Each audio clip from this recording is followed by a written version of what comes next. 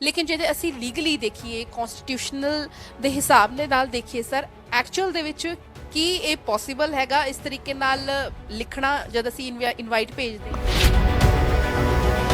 ਥੋੜਾ ਜਿਹਾ ਪਹਿਲੇ ਦੇਖਣ ਨੂੰ ਹੀ ਅਜੀਬ ਲੱਗਦਾ ਪ੍ਰੀਐਂਬਲ ਦੇ ਵਿੱਚ ਫਸਟ ਲਾਈਨ ਇਹ ਲਿਖੀ ਹੋਈ ਹੈ we the people of India do hereby constitute a sovereign state of India ਸਾਰੇ ਕੰਸਟੀਟਿਊਸ਼ਨ ਦੇ ਵਿੱਚ ਸਿਰਫ ਇੱਕ ਜਗ੍ਹਾ ਤੇ ਭਾਰਤ ਲਫ਼ਜ਼ ਯੂਜ਼ ਹੋਇਆ ਤੁਸੀਂ ਸਿਟੀਜ਼ਨ ਅੱਜ ਤੱਕ ਜੇ ਸਿਟੀਜ਼ਨਸ਼ਿਪ ਲੈਣੀ ਤਾਂ ਸਿਟੀਜ਼ਨਸ਼ਿਪ ਆਫ ਇੰਡੀਆ ਲੈਣੇ ਆ ਨਾ ਕਿ ਸਿਟੀਜ਼ਨਸ਼ਿਪ ਆਫ ਭਾਰਤ ਜੇ ਇੰਪਲੀਮੈਂਟ ਕਰਨਾ ਹੋਵੇ ਕਿਸ ਤਰੀਕੇ ਨਾਲ ਇੰਪਲੀਮੈਂਟ ਕਰਨ ਦਾ ਸਰਕਾਰ ਲਈ ਕੋਈ ਪ੍ਰੋਬਲਮ ਨਹੀਂ ਬੇਸਿਕ ਤੁਹਾਨੂੰ ਮੈਂ ਛੋਟੀ ਜਿਹੀ ਉਦਾਹਰਨ ਦਿੰਦਾ ਤਾਂ ਜਿੰਨੇ ਐਕਟ ਪੰਜਾਬ ਦੇ ਵਿੱਚ ਸਨ ਉਹ ਸਾਰੇ ਹਰਿਆਣਾ ਨੇ ਅਡਾਪਟ ਕੀਤੇ ਆ ਜਿੰਨੇ ਹਰਿਆਣਾ ਦੇ ਐਕਟ ਹੈਗੇ ਆ ਜਿਨ੍ਹਾਂ ਦੇ ਨਾਮ ਦੇ ਅੱਗੇ ਪੰਜਾਬ ਲੱਗਦਾ ਉਹਨਾਂ ਨੂੰ ਹਰਿਆਣਾ ਪੜ੍ਹਿਆ ਜਾਵੇ ਔਰ ਅੱਜ ਉਹ ਸਾਰੇ ਹਰਿਆਣਾ ਪੜ੍ਹੇ ਜਾ ਰਹੇ ਆ ਪਾਸਪੋਰਟ ਹੈਗਾ ਚਾਹੇ ਸਾਡਾ ਆਧਾਰ ਕਾਰਡ ਹੈ ਪੈਨ ਕਾਰਡ ਹੈ ਇੰਗਲਿਸ਼ ਦੇ ਵਿੱਚ ਸਾਰੀ ਥਾਂ ਤੇ ਗਵਰਨਮੈਂਟ ਆਫ ਇੰਡੀਆ ਹੀ ਲਿਖਿਆ ਹੈ ਗਵਰਨਮੈਂਟ ਆਫ ਭਾਰਤ ਕਰਨਾ ਉਹ ਮੁਸ਼ਕਿਲ ਨਹੀਂ ਹੁੰਦੀ ਉਦਾਹਰਨ ਦਿੱਤੀ ਹੈ ਪਾਸਪੋਰਟ ਦੀ ਉਹ ਇੰਡੀਅਨ ਪਾਸਪੋਰਟ ਦੀ ਬਜਾਏ ਲਿਖਿਆ ਜਾਏਗਾ ਭਾਰਤ ਦਾ ਪਾਸਪੋਰਟ ਇਹ ਕਿੰਨੀ ਮੁਸ਼ਕਲ ਵਾਲੀ ਗੱਲ ਹੈ ਛੋਟੇ ਛੋਟੇ ਮੁਫਾਦਾਂ ਦੇ ਵਿੱਚ ਪਹਿਲੀ ਗੱਲ ਤਾਂ ਬੀਜੇਪੀ ਨੂੰ ਨਹੀਂ ਪੈਣਾ ਚਾਹੀਦਾ ਜੋ ਪੈ ਰਹੇ ਤਾਂ ਕਾਂਗਰਸ ਨੂੰ ਨਹੀਂ ਪੈਣਾ ਚਾਹੀਦਾ ਸਾਡਾ ਇੱਕ ਪ੍ਰੋਜੈਕਟ ਹੈ ਜਿਹਦੇ ਤਹਿਤ ਭਾਰਤ ਦੀ ਇੰਡੀਆ ਦੀ ਸੰਧੀ ਹੋਈ ਹੈ ਜਿਹਦੇ ਤਹਿਤ ਅਸੀਂ ਸਮੁੰਦਰ ਦੇ ਥੱਲੇ ਦੀ ਇੱਕ ਲੂਪ ਸਰਵਿਸ ਪ੍ਰੋਵਾਈਡ ਕਰ ਰਹੇ ਹਾਂ ਜਿੱਥੋਂ ਦੀ ਸਾਰਾ ਟਰਾਂਸਪੋਰਟੇਸ਼ਨ ਢੋਆ ਢੁਆਈ ਹੋਣੀ ਹੈ ਬਹੁਤ ਵੱਡਾ ਖਰਬਾਂ ਕਰੋੜਾਂ ਦਾ ਪ੍ਰੋਜੈਕਟ ਹੈ ਕਿਸੇ ਬੀਜੇਪੀ ਵਾਲੇ ਨੇ ਦੱਸਿਆ ਇਸ ਸਾਲ ਭਾਰਤ G20 ਸਮਿਟ ਦੀ ਮੇਜ਼ਬਾਨੀ ਕਰ ਰਿਹਾ ਹੈ ਜਿੱਥੇ ਸਾਰੇ ਦੇਸ਼ ਦੇ ਵਿੱਚ G20 ਦੇ ਅਲੱਗ-ਅਲੱਗ ਜਿਹੜੇ ਡੈਲੀਗੇਟਸ ਆਏ ਨੇ ਹੁਣ ਦਿੱਲੀ ਦੇ ਵਿੱਚ ਜਿਹੜਾ ਹੈ ਸਾਰੇ ਡੈਲੀਗੇਟ ਇਕੱਠੇ ਹੋਣਗੇ ਜਿਹੇ ਦੇ ਵਿੱਚ ਪ੍ਰੈਜ਼ੀਡੈਂਟ ਆਫ ਇੰਡੀਆ ਵੱਲੋਂ ਜਿਹੜਾ ਹੈ ਦ੍ਰੋਪਦੀ ਮੁਰਮੂ ਵੱਲੋਂ ਇੱਕ ਡਿਨਰ ਇਨਵਾਈਟ ਜਿਹੜਾ ਉਹ ਭੇਜਿਆ ਗਿਆ ਸੀਗਾ ਸਾਰੇ ਡੈਲੀਗੇਟਸ ਨੂੰ ਲੇਕਿਨ ਕੰਟਰੋਵਰਸੀ ਹੋ ਗਈ ਹੈ ਪ੍ਰੈਜ਼ੀਡੈਂਟ ਆਫ ਇੰਡੀਆ या फिर प्रेसिडेंट ऑफ भारत की कहिए इसनों लेके कंट्रोवर्सी हो गई है राजनीतिक हलचल तो बहुत ज्यादा है लेकिन साडा संविधान की कहता है क्योंकि असी जब भी कॉन्स्टिट्यूशन की गल करते हैं संविधान की गल करते हैं तो असी उत्थे भी इंडिया शब्द का इस्तेमाल कर रहे हैं यानी कि कॉन्स्टिट्यूशन ऑफ इंडिया कहा जाता है तो इस शब्द नूं लैके बहुत ज्यादा कंट्रोवर्सी हो गई है साडे नाल पंजाब ते हरियाणा हाई कोर्ट तो सीनियर एडवोकेट ने बलतेज सिंह सर किस तरीके नाल देख रहे हो ਇਹ ਜਿਹੜੀ ਰਾਜਨੀਤਿਕ ਇੱਕ ਪਾਸੇ ਬਿਆਨਬਾਜ਼ੀ ਜਾਰੀ ਹੈ ਲੇਕਿਨ ਜੇ ਅਸੀਂ ਲੀਗਲੀ ਦੇਖੀਏ ਕਨਸਟੀਟਿਊਸ਼ਨਲ ਦੇ ਹਿਸਾਬ ਦੇ ਨਾਲ ਦੇਖੀਏ ਸਰ ਐਕਚੁਅਲ ਦੇ ਵਿੱਚ ਕੀ ਇਹ ਪੋਸੀਬਲ ਹੈਗਾ ਇਸ ਤਰੀਕੇ ਨਾਲ ਲਿਖਣਾ ਜਦ ਅਸੀਂ ਇਨਵਾਈਟ ਭੇਜਦੇ ਹਾਂ ਦੇਖੋ ਜਦੋਂ ਤੱਕ ਤਾਂ ਰਾਜਨੀਤੀ ਦਾ ਸਵਾਲ ਹੈ ਤਾਂ ਉਹ ਤਾਂ ਰਾਜਨੀਤਿਕ ਲੋਕ ਉਹਦਾ ਬਹੁਤ ਵਧੀਆ ਜਵਾਬ ਦੇ ਸਕਦੇ ਮੈਂ ਨਹੀਂ ਦੇ ਸਕਦਾ ਜਿੱਥੋਂ ਤੱਕ ਲਾਅ ਦਾ ਸਵਾਲ ਹੈਗਾ ਉਹ ਸੱਦਾ ਮਾਨਯੋਗ ਪ੍ਰੈਜ਼ੀਡੈਂਟ ਆਫ ਇੰਡੀਆ ਨੂੰ ਦੇਣਾ ਪ੍ਰੈਜ਼ੀਡੈਂਟ ਆਫ ਭਾਰਤ ਤਾਂ ਥੋੜਾ ਜਿਹਾ ਪਹਿਲੇ ਦੇਖਣ ਨੂੰ ਹੀ ਅਜੀਬ ਲੱਗਦਾ ਹੈ ਜਿੱਥੋਂ ਤੱਕ ਕੰਸਟੀਟਿਊਸ਼ਨ ਆਫ ਇੰਡੀਆ ਦੀ ਗੱਲ ਹੈ ਇਹਦਾ ਬੇਸਿਕਲੀ ਨਾਮ ਹੀ ਕੰਸਟੀਟਿਊਸ਼ਨ ਆਫ ਇੰਡੀਆ ਔਰ ਇਹ ਪ੍ਰੀਐਂਬਲ ਤੋਂ ਸ਼ੁਰੂ ਹੁੰਦਾ ਹੈ ਪ੍ਰੀਐਂਬਲ ਦੇ ਵਿੱਚ ਫਸਟ ਲਾਈਨ ਇਹ ਲਿਖੀ ਹੋਈ ਹੈ we the people of India do hereby constitute a sovereign state of India तो हर थां ते गल जिथे भी हो रही है इंडिया की गल हो रही है जिथों तक प्रेजिडेंट नूं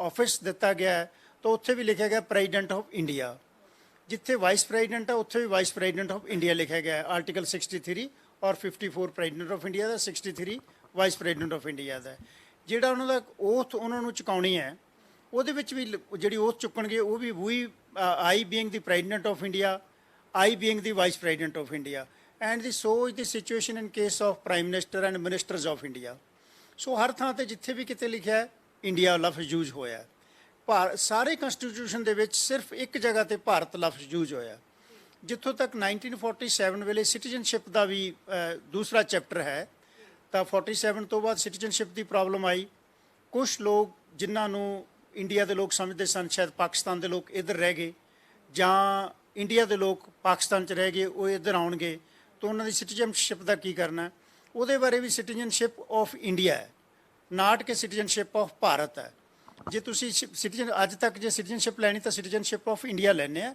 ਨਾ ਕਿ ਸਿਟੀਜ਼ਨਸ਼ਿਪ ਆਫ ਭਾਰਤ ਦੂਸਰੀ ਗੱਲ ਰਹੀ ਇਹਦੇ ਤਹਿਤ ਜਿੰਨੇ ਅੱਜ ਤੱਕ after partition after this constitution came into force, constitution of India came into force, law ਬਣਾਇਆ ਗਿਆ ਬਾਬਾ ਭੀਮਕਰ ਰਾਓ ਅੰਬੇਦਕਰ ਦੀ ਕੰਸਟੀਟਿਊਟ ਕਮੇਟੀ ਦੇ ਤਹਿਤ ਔਰ ਉਹਨੂੰ ਪ੍ਰਵਾਨ ਕੀਤਾ ਪਾਰਲੀਮੈਂਟ ਨੇ। ਤਾਂ ਉਹਦੇ ਤਹਿਤ ਜਿੰਨੇ ਅੱਜ ਤੱਕ ਕਾਨੂੰਨ ਬਣੇ ਹੈ ਇੰਡੀਆ ਦੇ ਵਿੱਚ, ਸਾਰਿਆਂ ਦਾ ਨਾਮ ਹੀ ਕਾਨੂੰਨ ਦੇ ਅੱਗੇ, ਐਕਟ ਦੇ ਅੱਗੇ ਇੰਡੀਅਨ ਐਕਟ ਲੱਗਦਾ ਹੈ। ਕੰਟਰੈਕਟ, ਇੰਡੀਅਨ ਕੰਟਰੈਕਟ ਐਕਟ, ਚਾਹੇ ਪਹਿਲਾਂ ਬਣਿਆ ਹੋਇਆ ਸੀ ਇੰਡੀਅਨ ਪੀਨਲ ਕੋਡ, ਉਹ ਵੀ ਇੰਡੀਆ ਦੇ ਨਾਂ ਨਾਲ ਹੈ। ਉਸ ਤੋਂ ਬਾਅਦ ਜਿਹੜੇ ਅੱਜ ਤੱਕ ਵੀ ਸਾਰੇ ਐਕਟ ਬਣ ਰਹੇ ਸਾਰੇ ਇੰਡੀਆ ਦੇ ਨਾਂ ਤੋਂ ਸ਼ੁਰੂ ਹੁੰਦੇ ਆ। ਪਰ ਪਤਾ ਨਹੀਂ ਕਿੱਥੋਂ ਇਹ ਮਫਾਦ ਸ਼ੁਰੂ ਹੋਇਆ, ਕਿਸ ਤਰ੍ਹਾਂ ਦਾ ਪੋਲੀਟੀਕਲ ਡਿਸੀਜਨ ਹੈ ਇਹਨਾਂ ਦਾ, ਉਹ ਤਾਂ ਬਿਹਤਰ ਪੋਲੀਟੀਸ਼ੀਅਨ ਲੋਕ ਹੀ ਬਤਾ ਸਕਦੇ ਆ। ਸਰ ਤੁਸੀਂ ਗੱਲ ਕਹੀ ਕਿ ਜਿਹੜਾ ਇਹ ਸਾਡੇ ਕਨਸਟੀਟਿਊਸ਼ਨ ਦੇ ਵਿੱਚ ਵੀ ਲਿਖਿਆ ਸਿਰਫ ਇੱਕ ਥਾਂ ਤੇ ਭਾਰਤ ਲਿਖਿਆ ਹੋਇਆ ਹੈ ਨਾ, ਜੇਕਰ ਇਹ ਸੈਂਟਰ ਗਵਰਨਮੈਂਟ ਨੇ ਇੰਪਲੀਮੈਂਟ ਕਰਨਾ ਹੋਵੇ, ਹਲੇ ਤਾਂ ਕੀ ਪਤਾ, ਹਲੇ ਇਨਵੀਟੇਸ਼ਨ ਕਾਰਡ ਦੇ ਵਿੱਚ ਹੀ ਅਸੀਂ ਦੇਖਿਆ ਕਾਂਗਰਸ ਕਹਿ ਰਹੀ ਹੈ ਕਿ ਫੈਡਰਲ ਸਟਰਕਚਰ ਤੇ ਹਮਲਾ ਹੈਗਾ, ਸੰਘੀ ਢਾਂਚੇ ਤੇ ਜਿਹੜੀ ਹੈ ਬੀਜੇਪੀ ਹਮਲਾ ਕਰ ਰਹੀ ਹੈ। ਪਹਿਲਾਂ ਵੀ ਇਹ ਜਿਹੜੇ ਸਵਾਲ ਚੁੱਕੇ ਜਾਂਦੇ ਨੇ ਕਿ ਸਰ ਕਿਸ ਤਰੀਕੇ ਨਾਲ ਇਸ ਨੂੰ ਦੇਖਦੇ ਹੋ, ਜੇ ਇੰਪਲੀਮੈਂਟ ਕਰਨਾ ਹੋਵੇ ਕਿਸ ਤਰੀਕੇ ਨਾਲ ਇੰਪਲੀਮੈਂਟ ਹੋਏਗਾ? ਇੰਪਲੀਮੈਂਟ ਕਰਨਾ ਤਾਂ ਸਰਕਾਰ ਲਈ ਕੋਈ ਪ੍ਰੋਬਲਮ ਨਹੀਂ। ਬੇਸਿਕ ਤੁਹਾਨੂੰ ਮੈਂ ਛੋਟੀ ਜਿਹੀ ਉਦਾਹਰਨ ਦਿੰਦਾ, ਪੰਜਾਬ ਤੋਂ ਅਲੱਗ ਹੋ ਕੇ ਹਰਿਆਣਾ ਬਣਿਆ 66 ਦੇ ਵਿੱਚ, ਤਾਂ ਜਿੰਨੇ ਐਕਟ ਪੰਜਾਬ ਦੇ ਵਿੱਚ ਸਨ ਉਹ ਸਾਰੇ ਹਰਿਆਣਾ ਨੇ ਅਡਾਪਟ ਕੀਤੇ ਅੱਜ ਤੱਕ। ਔਰ ਉਹਨੇ ਇੱਕ ਸਮਾਲ ਇੱਕ ਪੇਜ ਦਾ ਐਕਟ ਪਾਸ ਕਰਕੇ ਉੱਥੋਂ ਦੀ ਅਸੈਂਬਲੀ ਨੇ ਐਕਟ ਪਾਸ ਕੀਤਾ। ਅੱਜ ਤੋਂ ਬਾਅਦ ਜਿੰਨੇ ਵੀ ਹਰਿਆਣਾ ਦੇ ਐਕਟ ਹੈਗੇ ਆ ਜਿਨ੍ਹਾਂ ਦੇ ਨਾਮ ਦੇ ਅੱਗੇ ਪੰਜਾਬ ਲੱਗਦਾ, ਉਹਨਾਂ ਨੂੰ ਹਰਿਆਣਾ ਪੜ੍ਹਿਆ ਜਾਵੇ। ਔਰ ਅੱਜ ਉਹ ਸਾਰੇ ਹਰਿਆਣਾ ਪੜ੍ਹੇ ਜਾ ਰਹੇ ਆ। ਤਾਂ ਬੜੀ ਛੋਟੀ ਜਿਹੀ ਗੱਲ ਹੈ, ਜੇ ਕੰਸਟੀਟਿਊਸ਼ਨ ਅਮੈਂਡ ਕਰਨਾ ਹੈ ਪਾਰਲੀਮੈਂਟ 'ਚ ਰੱਖਿਆ ਜਾਏਗਾ, ਉਸ ਦੇ ਵਿੱਚ ਇੱਕ ਲਾਈਨ ਦੀ ਅਮੈਂਡਮੈਂਟ ਹੋਏਗੀ। ਅੱਜ ਤੋਂ ਬਾਅਦ ਜਿੱਥੇ ਵੀ ਇੰਡੀਆ ਦੇ ਕੰਸਟੀਟਿਊਸ਼ਨ ਆਫ ਇੰਡੀਆ ਦੇ ਵਿੱਚ ਵਰਡ ਇੰਡੀਆ ਲਿਖਿਆ ਹੈ ਉੱਥੇ ਉਹਨੂੰ ਭਾਰਤ ਪੜ੍ਹਿਆ ਜਾਏਗਾ। ਤੋਂ ਅਮੈਂਡਮੈਂਟ ਜੇ ਪਾਰਲੀਮੈਂਟ ਪ੍ਰਵਾਨ ਕਰ ਦਿੰਦੇ ਦੋਨੋਂ ਹਾਊਸਿਸ ਔਰ ਪ੍ਰੈਜ਼ੀਡੈਂਟ ਆਫ ਇੰਡੀਆ ਤੇ ਮੋਹਰ ਲਾ ਦਿੰਦੇ ਤਾਂ ਜਿਹੜੀ ਅਮੈਂਡਮੈਂਟ ਪ੍ਰਵਾਨ ਹੋ ਜਾਏਗੀ। ਕੋਈ ਇਹਨੂੰ ਮੁਸ਼ਕਲ ਆਉਣ ਵਾਲੀ ਗੱਲ ਨਹੀਂ ਗੀ। ਜੇ ਅਸੀਂ ਕਿਤੇ ਵੀ ਇੰਡੀਆ ਨੂੰ ਭਾਰਤ ਪੜ੍ਹਨਾ ਹੈ ਜਾਂ ਭਾਰਤ ਲਿਖਣਾ ਹੈ ਤਾਂ ਕੋਈ ਮੇਰਾ ਖਿਆਲ ਉਹਦੀ ਮੁਖਾਲਫਤ ਵਾਲੀ ਗੱਲ ਨਹੀਂ। ਸਰ ਇਹ ਲਾਗੂ ਕਰਨਾ ਮੁਸ਼ਕਿਲ ਨਹੀਂ ਹੋ ਜਾਏਗਾ ਕਿਸੇ ਵੀ ਉਸ ਦੇ ਲਈ, ਕਿਉਂਕਿ ਅਸੀਂ ਦੇਖਦੇ ਹਾਂ ਕਿ ਭਾਸ਼ਾਵਾਂ ਨੂੰ ਲੈ ਕੇ ਪਹਿਲਾਂ ਹੀ ਬਹੁਤ ਜ਼ਿਆਦਾ ਵਿਵਾਦ ਰਹਿੰਦਾ ਹੈ। ਹਰ ਕੋਈ ਆਪਣੀ ਲੈਂਗੁਏਜ ਨੂੰ ਲੈ ਕੇ ਪ੍ਰੈਫਰੈਂਸ ਦਿੰਦਾ ਹੈ ਕਿ ਜਿਹੜੀ ਸਾਡੀ ਮਾਂ ਬੋਲੀ ਹੈ ਉਹ ਪਹਿਲਾਂ ਹੋਵੇ, ਉਸ ਤੋਂ ਬਾਅਦ ਜਿਹੜੀ ਹੈ ਹਿੰਦੀ ਭਾਸ਼ਾ ਜਿਹੜੀ ਹੈ ਹੋਵੇ। ਤੇ ਜਦ ਭਾਰਤ ਸਰਕਾਰ ਦੀ ਅਸੀਂ ਗੱਲ ਕਰਦੇ, ਚਾਹੇ ਸਾਡਾ ਪਾਸਪੋਰਟ ਹੈਗਾ, ਚਾਹੇ ਸਾਡਾ ਆਧਾਰ ਕਾਰਡ ਹੈ, ਪੈਨ ਕਾਰਡ ਹੈ, ਇੰਗਲਿਸ਼ ਦੇ ਵਿੱਚ ਸਾਰੀ ਥਾਂ ਤੇ ਗਵਰਨਮੈਂਟ ਆਫ ਇੰਡੀਆ ਹੀ ਲਿਖਿਆ ਹੈ, ਗਵਰਨਮੈਂਟ ਆਫ ਭਾਰਤ ਕਰਨਾ ਉਹ ਮੁਸ਼ਕਿਲ ਨਹੀਂ ਹੋ ਜਾਏਗਾ? ਨਹੀਂ, ਕੋਈ ਮੁਸ਼ਕਲ ਨਹੀਂ। ਜਿਹੜੇ ਅੱਜ ਤੱਕ ਦੇ ਡਾਕੂਮੈਂਟ ਇਸ਼ੂ ਹੋਏ ਹੈ ਉਹ ਗਵਰਨਮੈਂਟ ਆਫ ਇੰਡੀਆ ਪੜ੍ਹੇ ਜਾਣਗੇ। ਜਿਹੜੇ ਅੱਜ ਤੋਂ ਪਾਰਟਿਕੂਲਰ ਡੇਟ ਤੋਂ ਬਾਅਦ ਜਿਸ ਦਿਨ ਅਮੈਂਡਮੈਂਟ ਹੋ ਜਾਏਗੀ, ਉਸ ਤੋਂ ਬਾਅਦ ਜਿਹੜਾ ਤੁਸੀਂ ਉਦਾਹਰਨ ਦਿੱਤੀ ਹੈ ਪਾਸਪੋਰਟ ਦੀ, ਉਹ ਇੰਡੀਅਨ ਪਾਸਪੋਰਟ ਦੀ ਬਜਾਏ ਲਿਖਿਆ ਜਾਏਗਾ ਭਾਰਤ ਦਾ ਪਾਸਪੋਰਟ। ਇਹ ਕਿੰਨੀ ਕੁ ਮੁਸ਼ਕਲ ਵਾਲੀ ਗੱਲ ਹੈ।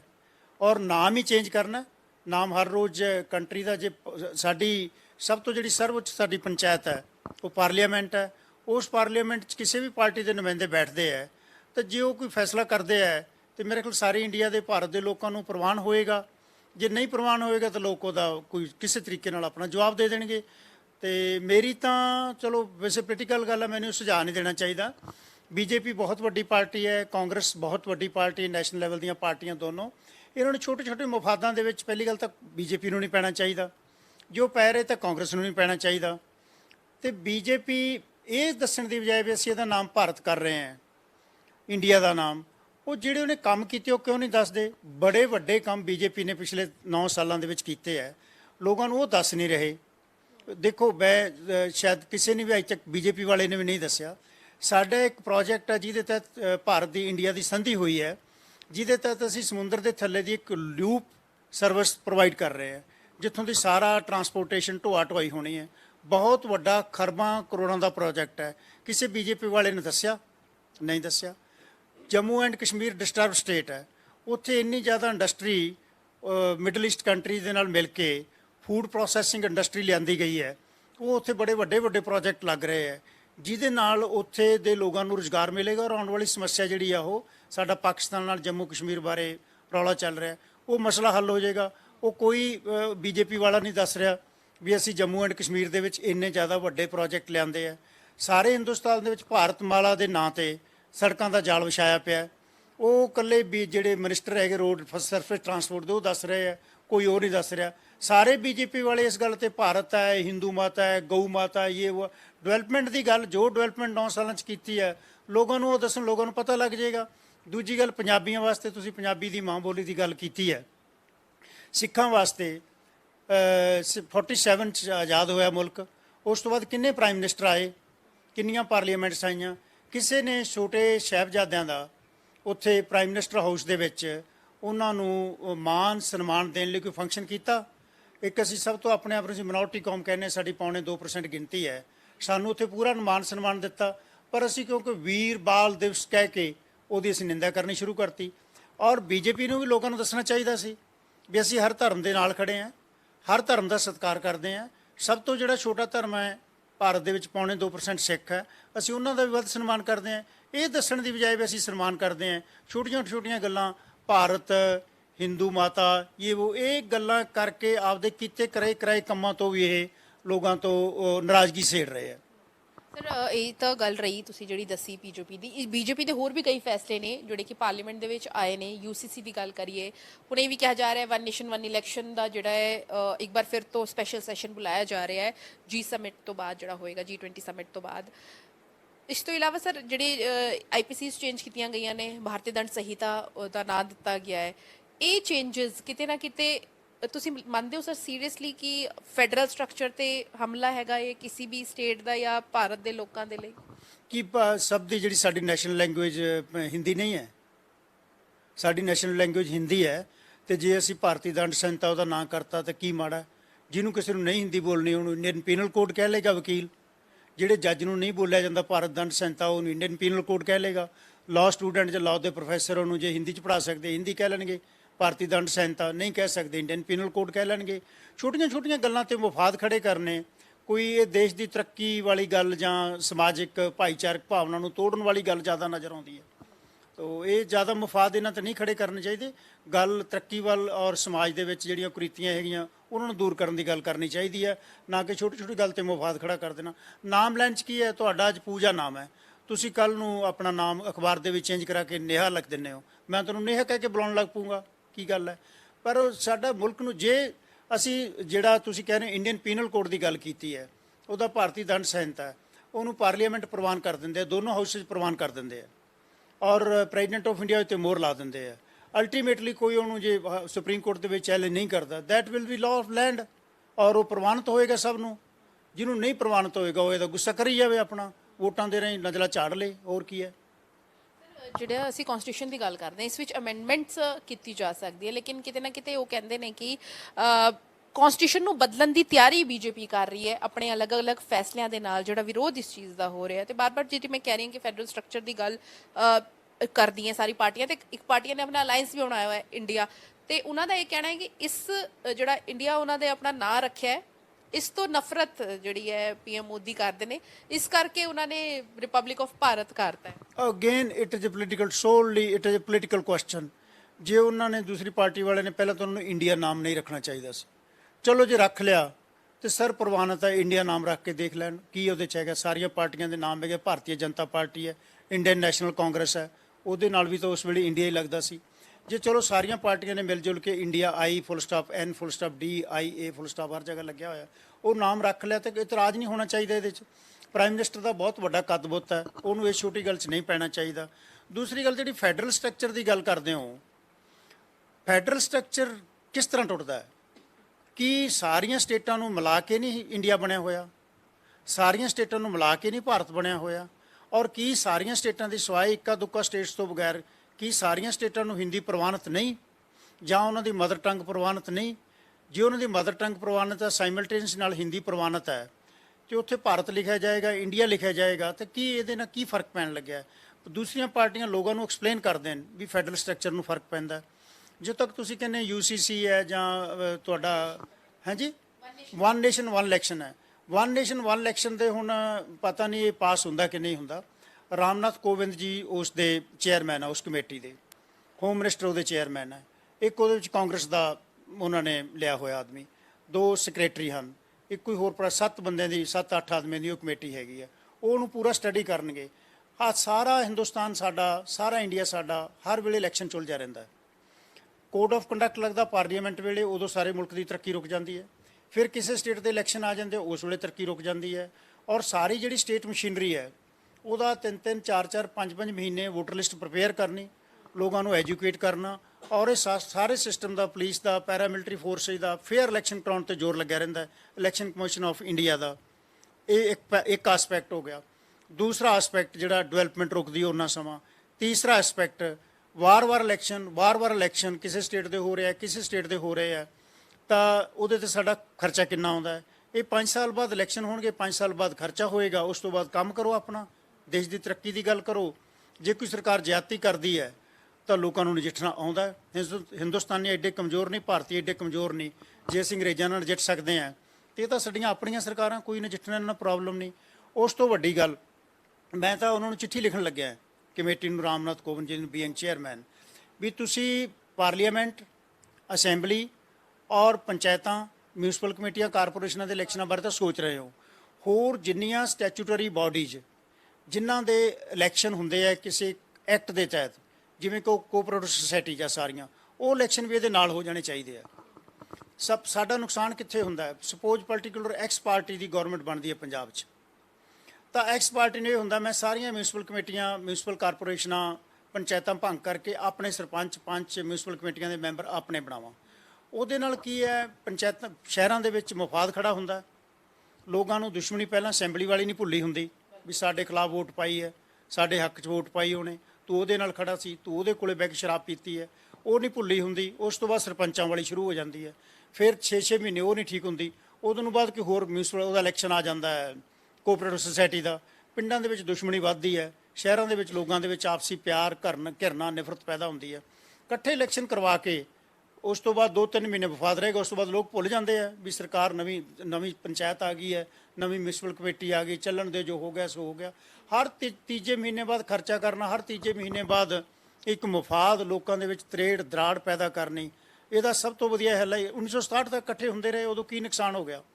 ਉਦੋਂ ਫੈਡਰਲ ਸਟਰਕਚਰ ਦਾ ਕੀ ਨੁਕਸਾਨ ਹੋ ਗਿਆ? ਹਾਲਾਂਕਿ ਉਸ ਵੇਲੇ ਸਾਡੀ ਹਾਲਤ ਫਾਈਨੈਂਸ਼ੀਅਲੀ, ਇਕਨੋਮਿਕਲੀ, ਪੋਲੀਟੀਕਲੀ ਬਹੁਤ ਵੀਕ ਸੀਗੀ। ਆਤਮਿਕ ਤੌਰ ਤੇ, ਮਾਨਸਿਕ ਤੌਰ ਤੇ ਅਸੀਂ ਬੜੇ ਤਕੜੇ ਸੀ ਅੱਜ ਨਾਲੋਂ, ਜਿਹੜੇ ਅੱਜ ਅਸੀਂ ਗਿਰੇ ਹੋਏ ਹਾਂ। ਪਰ ਉਦੋਂ ਵੀ ਤਾਂ 1967 ਤੱਕ ਤਾਂ ਕਿਸੇ ਨੂੰ ਕੋਈ ਇਤਰਾਜ਼ ਨਹੀਂ ਸੀ। ਹੁਣ ਇਹਦੇ ਨਾਲ ਜੇ ਸਭ ਤੋਂ ਵੱਧ ਕਿਸੇ ਦਾ ਨੁਕਸਾਨ ਹੈ ਇਕੱਠੇ ਇਲੈਕਸ਼ਨ ਹੋਣ ਦਾ, ਤਾਂ ਪੋਲੀਟੀਕਲ ਬੰਦਿਆਂ ਨੂੰ ਨੁਕਸਾਨ ਹੈ। ਕਿਉਂਕਿ ਜੇ ਅੱਜ ਪੰਜਾਬ ਦੇ ਵਿੱਚ ਇਲੈਕਸ਼ਨ ਹੋ ਰਿਹਾ ਹੈ ਤੇ ਪੰਜਾਬ ਵਾਲਿਆਂ ਦੀ ਡਿਊਟੀ ਹੋਰ ਸਟੇਟ 'ਚ ਲੱਗ ਜਾਂਦੀ ਹੈ। ਉਹ ਉੱਥੇ ਜਾ ਕੇ ਟਿਕਟਾਂ ਦੇ ਨਾਮ ਤੇ ਆਪਦੀ ਪਾਰਟੀ ਦੇ ਬੰਦਿਆਂ ਤੋਂ, ਹਰ ਕੰਸਟੀਚੁਐਂਸੀ ਦੇ ਵਿੱਚ 3-3, 4-4 ਬੰਦੇ ਟਿਕਟ ਦੇ ਇਸ਼ਕ ਹੁੰਦੇ ਆ, ਉਹਨਾਂ ਸਾਰਿਆਂ ਤੋਂ ਚੰਦਾ ਲੈਂਦੇ ਆ, ਉਹਨਾਂ ਸਾਰਿਆਂ ਤੋਂ 2 ਨੰਬਰ 'ਚ ਅੰਡਰ ਦੀ ਟੇਬਲ ਪੈਸੇ ਫੜਦੇ ਆ। ਉਹ ਪੈਸੇ ਨਾਲ ਫਿਰ ਜੋ ਕੁਝ ਕਰਦੇ ਤੁਹਾਨੂੰ ਪਤਾ ਹੀ ਹੈ। ਸਭ ਤੋਂ ਵੱਡਾ ਨੁਕਸਾਨ ਜੇ ਅਲੱਗ-ਅਲੱਗ ਇਲੈਕਸ਼ਨਾਂ ਦਾ ਹੈ ਤਾਂ ਪੋਲੀਟੀਕਲ ਪਾਰਟੀਆਂ ਦੇ ਬੰਦਿਆਂ ਨੂੰ। ਮੈਂ ਤੁਹਾਨੂੰ ਇੱਕ ਜੋਕ ਸੁਣਾਉਣਾ, ਅਸਲੀਅਤ ਜੋਕ ਨਹੀਂ। ਸਰਦਾਰ ਪ੍ਰਕਾਸ਼ ਸਿੰਘ ਬਾਦਲ ਦੇ ਛੋਟੇ ਭਾਈ ਸਾਹਿਬ ਗੁਰਦਾਸ ਸਿੰਘ ਬਾਦਲ ਜੀ, ਉਹਨਾਂ ਨੂੰ ਤੁਹਾਡੇ ਵਰਗੇ ਕਿਸੇ ਪੱਤਰਕਾਰ ਨੇ ਪੁੱਛਿਆ ਵੀ ਜੀ ਪੰਜਾਬ ਦੀ ਤਰੱਕੀ ਦਾ ਕੀ ਤੁਹਾਡੇ ਕੋਲੇ ਹੱਲ ਹੈ? ਉਹ ਕਹਿੰਦੇ ਜੀ ਮੇਰੇ ਹਿਸਾਬ ਨਾਲ ਤਾਂ ਇਲੈਕਸ਼ਨ ਹੀ 2-3 ਮਹੀਨਿਆਂ ਬਾਅਦ ਕਰਾ ਦੇਣੇ ਚਾਹੀਦੇ ਆ, ਕਿਉਂਕਿ ਇਲੈਕਸ਼ਨ ਫੰਡ ਤਾਂ ਪੋਲੀਟੀਸ਼ੀਅਨ ਕੋਲ ਹੀ ਆਉਣਾ ਨਾ, ਉਹ 5 ਸਾਲ ਬਾਅਦ ਆਏਗਾ। ਤੇ ਜੇ ਕੋਈ ਨੁਕਸਾਨ ਹੈ ਤਾਂ ਪੋਲੀਟੀਸ਼ੀਅਨ ਦਾ ਨੁਕਸਾਨ ਹੈ, ਨਾ ਕਿ ਆਮ ਬੰਦੇ ਦਾ। ਸਰ, ਕੀ ਜਿਸ ਤਰੀਕੇ ਨਾਲ ਡਿਨਰ ਦਾ ਜਿਹੜਾ ਇਨਵਾਈਟ ਹੈ ਉਸ ਤੇ ਲਿਖਿਆ ਜਾ ਸਕਦਾ ਹੈ? ਰਿਪਬਲਿਕ ਆਫ ਜਿਹੜਾ ਗਵਰਨਮੈਂਟ, ਜਿਹੜੇ ਪ੍ਰੈਜ਼ੀਡੈਂਟ ਹੈ ਜਿਨ੍ਹਾਂ ਨੇ ਇਨਵੀਟੇਸ਼ਨ ਭੇਜਿਆ ਹੈ, ਇੰਡੀਆ ਦੀ ਜਗ੍ਹਾ ਭਾਰਤ ਲਿਖ ਸਕਦੇ ਹੈ? ਵੈਸੇ ਅੱਜ ਦੀ ਤਰੀਕ 'ਚ ਨਹੀਂ ਲਿਖ ਸਕਦੇ, ਅੱਜ ਦੀ ਤਰੀਕ 'ਚ ਨਹੀਂ ਲਿਖ ਸਕਦੇ। ਕੰਟਰੋਵਰਸੀ ਬਣਾਈ ਜਾ ਰਹੀ ਹੈ, ਰਾਜਨੇਤਾ ਤਾਂ ਬਣਾ ਰਹੇ ਨੇ, ਲੇਕਿਨ ਜੇਕਰ ਚੇਂਜ ਵੀ ਕਰਨਾ ਹੈ ਤੇ ਚੇਂਜ ਭਾਰਤ ਸਰਕਾਰ ਕਰ ਸਕਦੀ ਹੈ। ਅਮੈਂਡਮੈਂਟ ਹੈਗਾ ਕਨਸਟੀਟਿਊਸ਼ਨ ਦੇ ਵਿੱਚ ਹੈ। ਇਹ ਸਾਨੂੰ ਜਿਹੜੇ ਐਡਵੋਕੇਟ ਨੇ ਸੀਨੀਅਰ ਬਲਤੇਜ ਸਿੰਘ ਸਿੱਧੂ, ਇਹਨਾਂ ਨੇ ਦੱਸਿਆ ਹੈ ਕਿ ਆਖਿਰ ਕੀ ਕੁਝ ਬਦਲਾਵ ਕੇਂਦਰ ਸਰਕਾਰ ਨੂੰ ਕਰਨੇ ਪੈਣੇ ਆ ਜੇਕਰ ਉਹਨਾਂ ਨੇ ਇੰਡੀਆ ਦਾ ਨਾਮ ਬਦਲਣਾ ਹੈ, ਭਾਰਤ ਰੱਖਣਾ ਹੈ ਨਾਮ। ਤੇ ਜੇਕਰ ਅਸੀਂ ਭਾਰਤ ਸ਼ਬਦ ਦੀ ਗੱਲ ਕਰੀਏ ਤੇ ਵਿਰੋਧੀਆਂ ਦਾ ਇਹ ਕਹਿਣਾ, ਯਾਨੀ ਕਿ ਜਿਹੜੇ ਆਪੋਜੀਸ਼ਨ ਹੈ ਉਹਨਾਂ ਦਾ ਕਹਿਣਾ ਹੈ ਕਿ ਸੰਘੀ ਢਾਂਚੇ ਤੇ ਕੇਂਦਰ ਸਰਕਾਰ ਹਮਲਾ ਕਰ ਰਹੀ ਹੈ। ਦੂਜਾ ਇਹ ਵੀ ਕਿਹਾ ਗਿਆ ਹੈ ਕਿ ਕਿਉਂਕਿ ਉਹਨਾਂ ਨੂੰ ਇੰਡੀਆ ਸ਼ਬਦ ਤੋਂ ਇਸ ਕਰਕੇ ਨਫ਼ਰਤ ਹੈ ਕਿਉਂਕਿ ਅਲਾਈਅੰਸ ਨਵਾਂ ਬਣ ਗਿਆ ਜਿਹੜਾ ਕਿ ਐਨਡੀਏ ਦੇ ਖਿਲਾਫ ਸਾਲ 2024 ਦੇ ਇਲੈਕਸ਼ਨਸ ਲੜਨ ਜਾ ਰਹੇ ਨੇ ਤੇ ਡਰ ਹੈ ਪੀਐਮ ਮੋਦੀ ਨੂੰ ਕਿ ਇੰਡੀਆ ਅਲਾਈਅੰਸ ਉਹਨਾਂ ਨੂੰ ਹਰਾ ਦੇਵੇਗਾ। ਕੈਮਰਾ ਪਰਸਨ ਅਮਿਤ ਦੇ ਨਾਲ ਪੂਜਾ ਵਰਮਾ, ਸਾਂਝਾ ਟੀਵੀ, ਚੰਡੀਗੜ੍ਹ।